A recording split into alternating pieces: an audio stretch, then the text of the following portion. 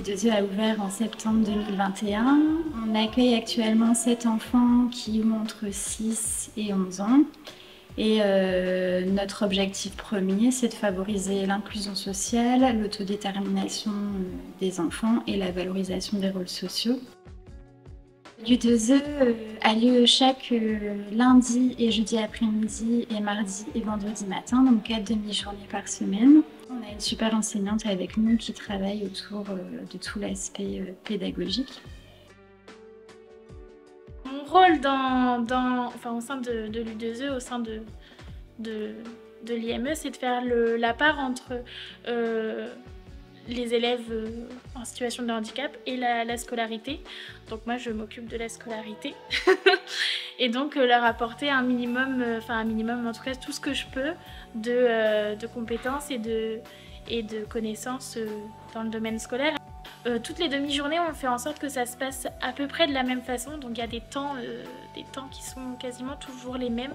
Ça permet de développer des toutes petites compétences scolaires, mais les compétences qu'on retrouve en maternelle. Donc ça fait du lien avec l'école ordinaire. On a des temps d'inclusion individuels qui sont mis en place, comme par exemple pour un petit garçon qui va en anglais tous les mardis matins. 3, 2, 1... Slow. Alright, come in. Ziad nous a d'abord rejoint en maternelle. Je faisais des chansons, je faisais des interventions en anglais avec les grandes sections maternelles.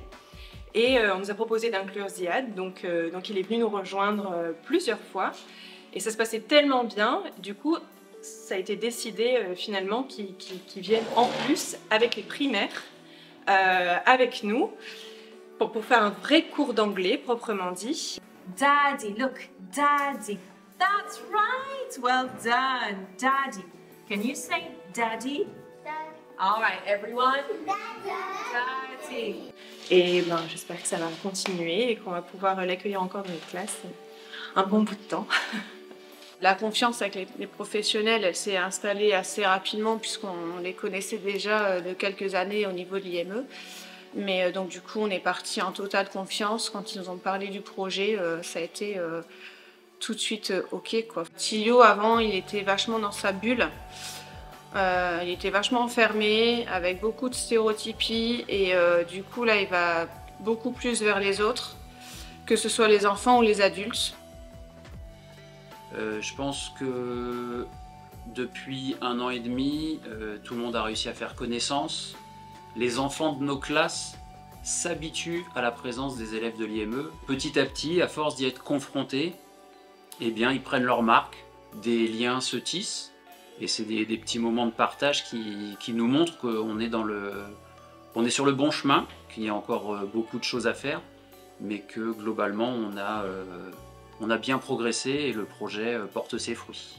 Nous, on a créé ce projet parce qu'on croit aux valeurs d'inclusion des enfants en situation de handicap. On pense que c'est faisable dans d'autres écoles que celle où on est actuellement.